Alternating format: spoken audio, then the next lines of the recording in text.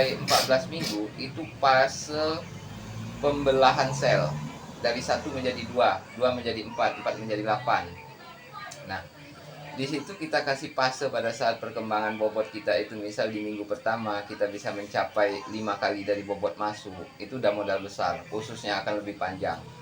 Sampai dia minggu kedua bisa sampai istilahnya misalnya bobot masuk 42 gram, nanti di minggu kedua kita bisa tembus sekitar 500 ke atas, setengah kilo ke atas, itu sudah modal besar bagi kita untuk maksimal hasilnya. Tapi kalau sudah awalnya sudah kecil, ya udah, tinggal kita tuh bertahan di porsi sampai dia panen itu bagaimana, nggak rugi aja, bukan untung.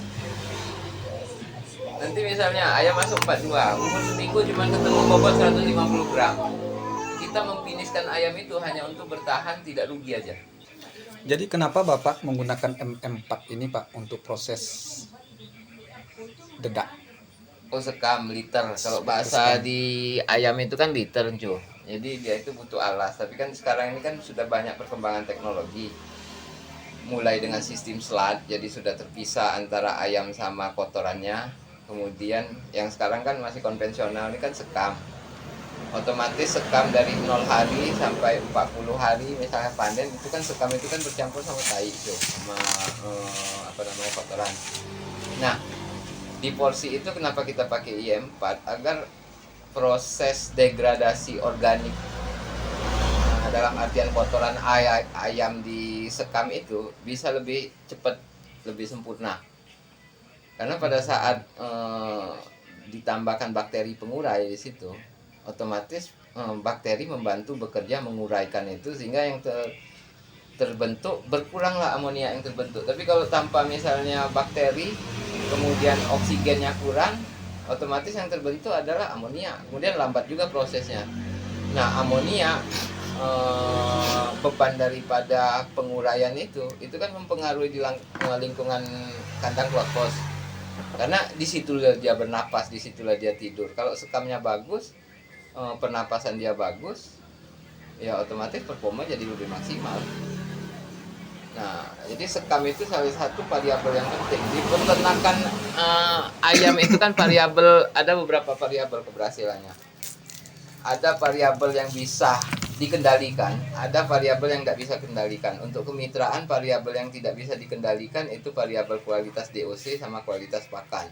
Karena kemitraan kan seperti sistem dihutangi, jadi nerima apa yang ada. Nah, tapi kalau kandang mau sukses, jangan pikirkan masalah variabel kualitas DOC sama kualitas pakan, karena nggak bisa kita rubah juga. Definisi permainan di broiler ini, kalau sudah setat masuk kita terima DOC, harus sampai selesai. Kalau bisa sampai selesai, walaupun kita tahu pakan jelek, kita nggak bisa ngapa-ngapain. Harus dikasihkan ke ayam, kalau bisa kerugian kita minimal, itu aja. Nah, variabel selanjutnya itu adalah variabel manajemen kandang tadi, mulai dari ventilasi, pengolahan sekam, suhu, kemudian biosecurity. Jadi biosecurity ini cukup penting.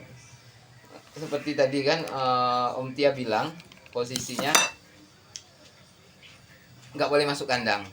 Iya, definisinya. Kenapa? Kita ini bisa jadi vektor. Karena yang kita pelihara ini bukan ayam rumahan yang isinya 20-30 ekor. Puluhan ribu ekor. Pada saat satu sudah kena virus, otomatis dampaknya sekandang. Nah, itu yang biosecurity tadi. Mulai dari istilahnya bagaimana kalau masuk kandang, di situ sebenarnya ini SOP sebenarnya, tapi kita juga berat menerapkannya gitu kan.